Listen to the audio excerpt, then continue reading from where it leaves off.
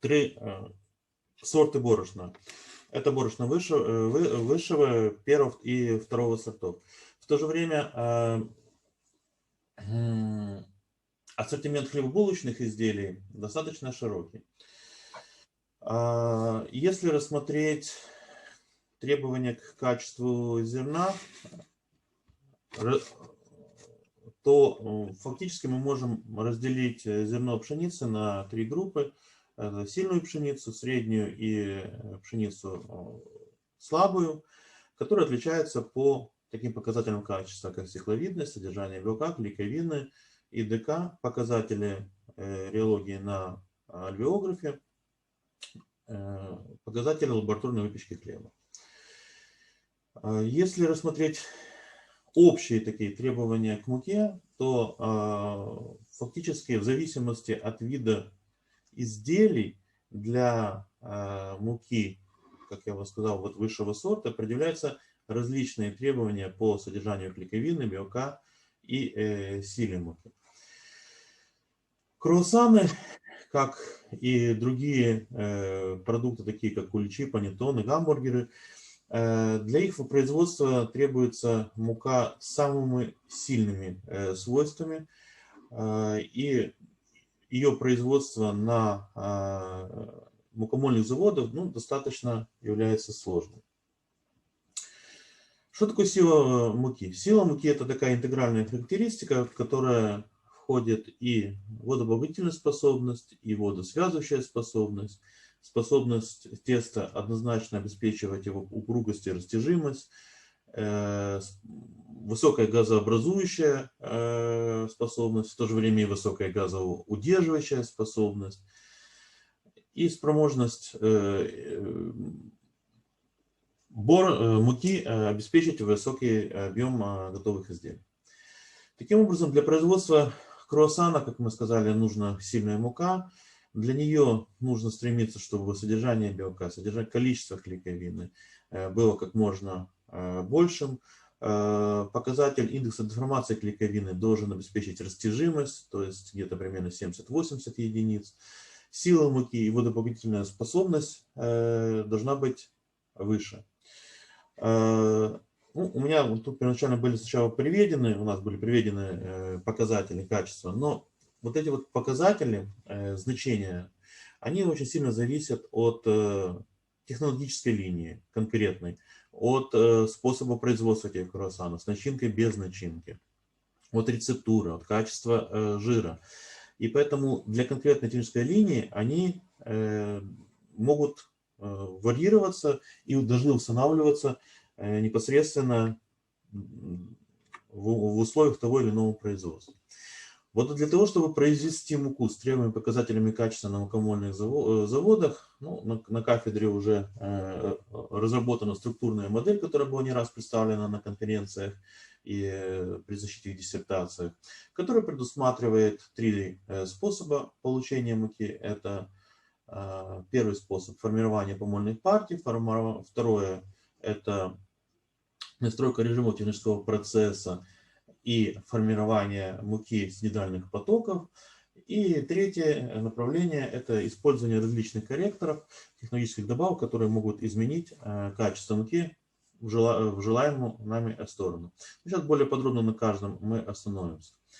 Естественно, если есть зерно с теми показателями качества, которые я приводил на данном слайде, зерно сильной пшеницы, то его переработка позволит нам получить муку с высокими хлебопекарными свойствами, которые можно использовать для круассанов. К сожалению, количество такого зерна достаточно ограничено. Это связано со многими причинами. Одна из которых — это то, что Украина является сегодня экспортоориентированной страной по производству зерна. И для фермеров самое главное — выращивать те сорта пшеницы, которые дают большую урожайность. К сожалению, это, как правило, ведет к ухудшению хлебопекарных свойств. Но вот если есть все-таки такая пшеница, в прошлом году климатические условия привели к тому, что в отличие от последнего времени было достаточное количество, ну недостаточное, было большее количество зерна первого класса с высокими показателями. Так вот, если такое зерно есть, мы его можем перерабатывать и получать муку, в том числе для производства круассанов с высокими хлебопекарными свойствами. Однако, если проанализировать все-таки ситуацию не прошлого года, а тенденцию последних лет, то у нас количество зерна, партии зерна с высоким содержанием, с высокой силой, ну, достаточно ограничено. И появилось очень большое количество зерна, которое вроде бы соответствует пшенице второго класса, но при этом дает низкую силу муки. Как раз вот тут приведена такая ситуация, когда при более-менее одинаковом содержании белка, одинаковом содержании клейковины, высоком в зерне, это очень высокие показатели, фактически это показатели первого класса, сила муки была разная и отличалась примерно на 100 единиц. С чем это связано? Здесь может быть несколько причин. Это может быть и попадание профилактических ферментов клопа черепашки, хотя это привело бы к уменьшению содержания клейковины. И более весомая причина, скорее всего, как раз вот то, что я сказал, что появились сорта пшеницы, причем, возможно, это сорта иностранного происхождения, у которых неизвестны их хлебопекарные свойства, но в то же время они могут давать высокую урожайность. По второму способу для производства круассанов, то мельница, технический процесс, все зернопереработчики знают схему технического процесса, развернутая схема сортового помола, содержит в себе большое количество различных систем, на которых на каждой получается мука. Все эти потоки муки в конце концов формируют муку уже того или иного сорта, вот как раз показано конвейеры для формирования муки того или иного сорта. И вот как раз именно такая вот развитая схема и большое количество этих потоков позволяет, подбирая качество того или иного потока, произвести муку с необходимыми заданными показателями качества. Вот здесь приведен вариант производства муки для слоеных изделий. Но, в принципе, по такому же пути можно абсолютно для любой муки, для любого целевого назначения выработать на том или ином предприятии. Однако при этом надо еще учитывать и технологические аспекты настройки режимов технического процесса. Вот здесь как раз показаны результаты, когда из муки из зерна одного и того же качества, в зависимости от условий технологического процесса, от режимов работы систем, которые в первую очередь влияют на такой показатель, как повреждение крахмальных зерен, как изменяются реологические показатели теста на фаринографе, на альвеографе. Таким образом, настраивая технологический процесс и подбирая определенные потоки при определенном качестве зерна, не первого класса, допустим, второго класса, то тоже можно получить муку с высокими хлебопекарными свойствами для производства круассанов. Ну и третий способ, это такой более универсальный способ, если у нас нет зерна или недостаточное качество зерна, нет возможности получить муку только из потоков, то включаются различные технологические добавки, которые можно добавить в тот же конвейер для формирования муки и тем самым скорректировать технологические свойства. Вот как раз вот показано влияние и технологических добавок, и показателей качества зерна, соответственно, потом муки, и показатели качества вот SD, это повреждение крахмала, то есть настройки технического процесса размольного оборудования, как они влияют на реологию, вот, на показатель силы муки на альвеографе. Для круассанов вот больше подходит вот мука, вот второй вариант, ну чуть меньше первый вариант. И ни в коем случае не будет подходить мука, у которой альвеограмма будет вот по третьему варианту. И добавляя те или иные добавки в том или ином количестве, мы можем увеличивать упругость теста, увеличивать растяжимость теста или влиять вообще на увеличение силы муки для того, чтобы эта мука была сильнее и из нее можно было произвести круассаны высокого качества.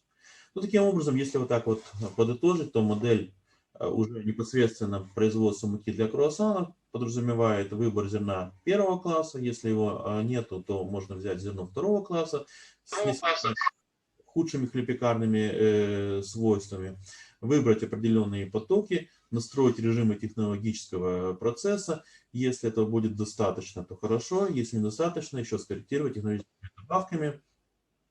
Или, допустим, технические добавки обязательно, если зерно будет второго класса, но с более слабой силой, с более слабой силой.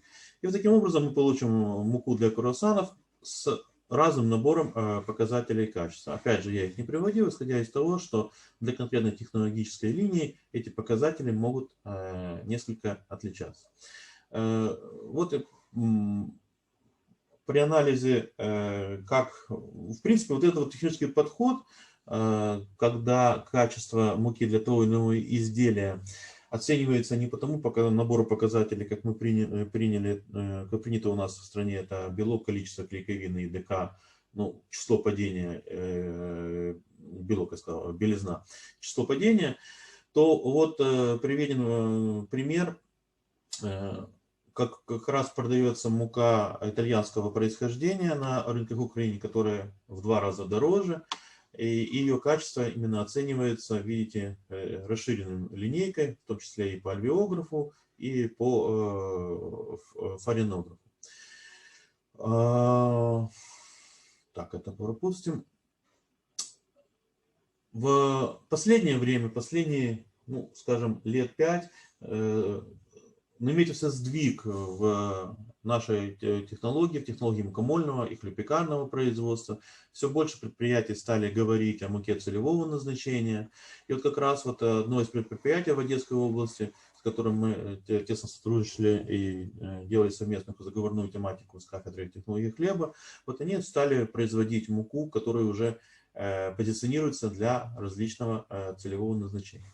Вот здесь я вот привел особенность влияния температурных факторов, которые были в последнее время, на изменение реологических свойств муки.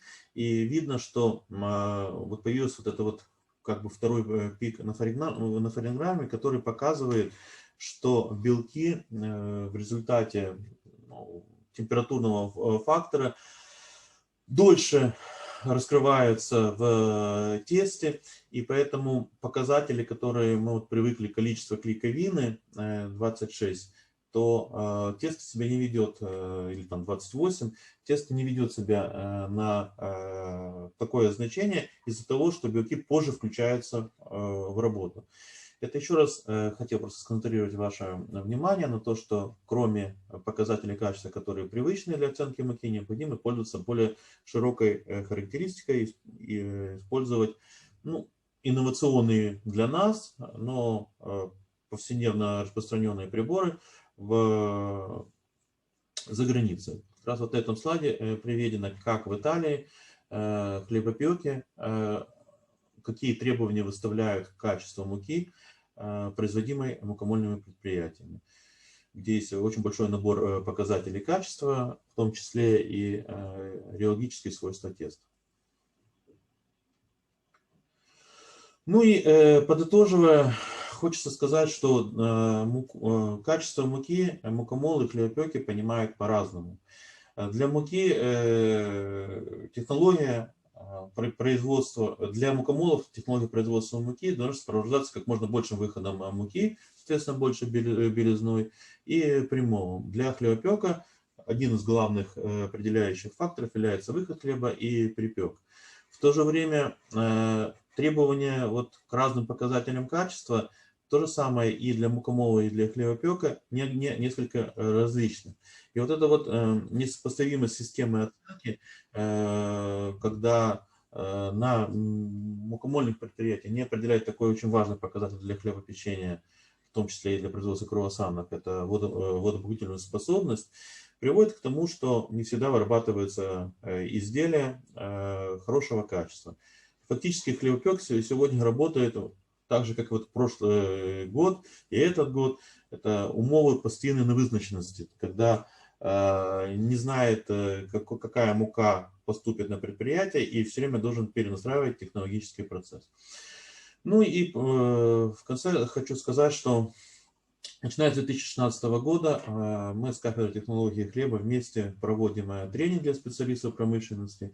И вот то, что вот последний год некоторые мукомольные предприятия уже приобрели приборы, которые позволяют провести более детальную оценку качества муки, в том числе и особенно это очень важно для муки сильной, муки для производства круассанов. Ну, это как раз следствие того, что сегодня в промышленности веление времени, веление оценки качества муки, расширение ассортимента, оно присутствует. Ну и мы рады, что и благодаря и нашим тренингам эта информация доходит до производственников и сегодня уже используется в промышленности. Спасибо за внимание.